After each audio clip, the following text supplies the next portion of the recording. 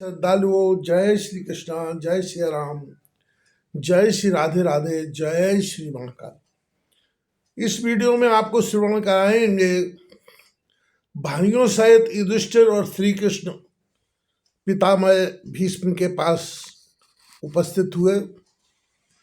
वैशंपायन जी कहते हैं कि राजन, सूर्य के उत्तरायण होने का समय निकट जानकर महाराज युधिष्ठिर श्री कृष्ण भगवान की सेवा में उपस्थित हुए। पीताम्बरधारी श्याम सुंदर का दर्शन करके महाराज युधिष्ठिर की आंखें तृप्त हो गई। महाराज युधिष्ठिर ने कहा, हे मधुसूदन, आपकी असीम अनुकंपा से हमने दुर्जय शत्रुओं का संहार कर इस विशाल राज को प्राप्त किया है तथा आपके ही ज्ञानोपदेश से हमें भ्रष्ट होने से बचाया है। किंतु भगवान श्री कृष्ण ने धर्मराज की बात का कोई उत्तर न दिया। उस समय वे ध्यानमग्न थे। उनके श्री विग्रह को देखकर ऐसा प्रतीत होता था मानो इनके मन, प्राण और बुद्धि कहीं अंत ही विचरण कर रहे हैं, केवल अन्नमय कोशी भाव स्थित है।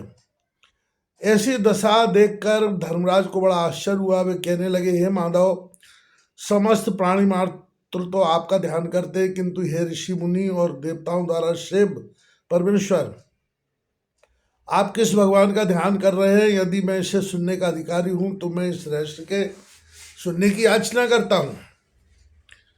युधिष्ठिर ने याचना सुनकर श्री कृष्ण ने मुस्कुराते हुए कहा, धर्मराज, शुद्ध अंतःकरण वाले भीष्म अपनी समस्त वृत्तियों को मुझ में समाहित करके मेरा ध्यान कर रहे हैं, इसलिए मैं भी उनका ध्यान कर रहा हूं।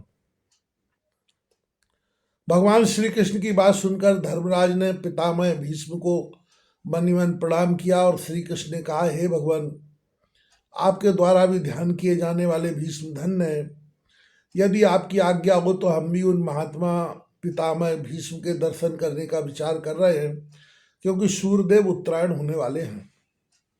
धर्मराज की बात सुनकर भगवान श्री कृष्ण ने दारुक को अपना रथ जोतने की आज्ञा दी। भगवान की आज्ञा पाकर दारुक शीघ्र ही भगवान के दिव्य रथ को तैयार करके ले आया।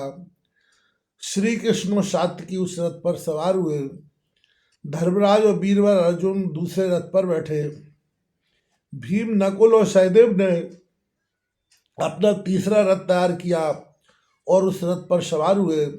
महात्मा संजय, युत्स और कृपाचार्य भी अपने अपने रथों में बैठकर पितामह के दर्शनों के लिए चले।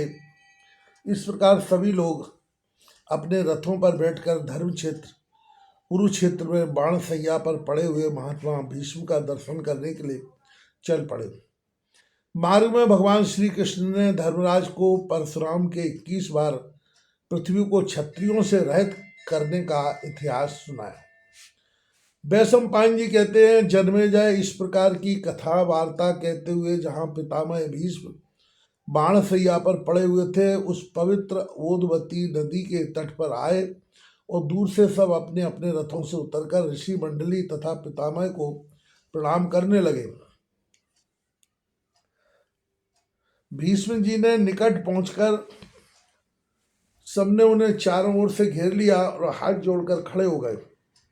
उस समय भगवान वासुदेव भीष्म से कहने लगे, महात्मन, इस तीक्ष्ण बाणों की सैया पर आपको शारीरिक व्यथा तो संतप्त नहीं कर रही, क्योंकि शरीर में सुई की नोक चुभ जाने पर भी पीड़ा होती है।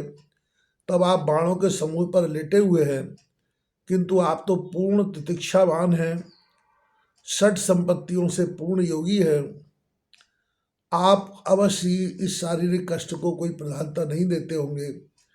कुल धर्म को भी आप भली प्रकार जानते हैं। राजधर्म अपने कुटुंबियों और सरदों के नाश होने से अत्यंत शोकाकुल है। इसलिए हे महात्मन, इन्हें यथोचित धर्म का उपदेश देकर इनको कर्तव्य में आरूढ़ करिए। श्री कृष्ण की इस बात को सुनकर भीष्म हाथ जोड़कर कहने लगे, भगवान, भला आपके सम्मुख में क्या कहने योग्य हूँ। समुद्र की एक बूंद समुद्र की प्रभुता का वर्णन किस प्रकार कर सकती है। हे दीन दुखारी, इन विषैले और आग के समान जलाने वाले इन बाणों की वेदना के कारण मेरी बुद्धि स्थिर नहीं। ऐसी दशा में हे दयालु मुझे क्षमा कीजिए। श्री कृष्ण ने कहा, हे शांतनु नंदन, आप इसके लिए चिंता न करें। हम आपको वर देते हैं कि आपको कोई शारीरिक पीड़ा न होगी, भूख प्यास नहीं सताएगी, मन हर समय सत्य के प्रभाव में रहेगा, रजोतम आपका प्रभाव नहीं डाल सकेंगे। आप अपनी दिव्य दृष्टि से समस्त प्राणी वर्ग को देखने में समर्थ होंगे। वैशंपायन जी कहते हैं, हे परीक्षित नंदन, यहाँ पर सभी संत जनों ने दिव्य स्त्रोत द्वारा भगवान की आराधना की और संध्या समय निकट जानकर अपने अपने आश्रमों को गए। तत्पश्चात श्री कृष्ण और पांडव भी भीष्म की आज्ञा पाकर अपने रथों में बैठकर हस्तिनापुर की ओर चल दिए। रात्रि को विश्राम कर प्रातःकाल अपने अपने नित्य कर्मों से निवृत्त होकर श्री कृष्ण की आज्ञा पाकर पुनः सब भीष्म जी के पास चलने के लिए अपने अपने रथों में सवार होकर कुरुक्षेत्र में पहुंचे। सब लोगों ने ऋषियों के प्रति सम्मान प्रदर्शित करते हुए अपना दाहिना हाथ उठाया और सबने पितामह को प्रणाम किया।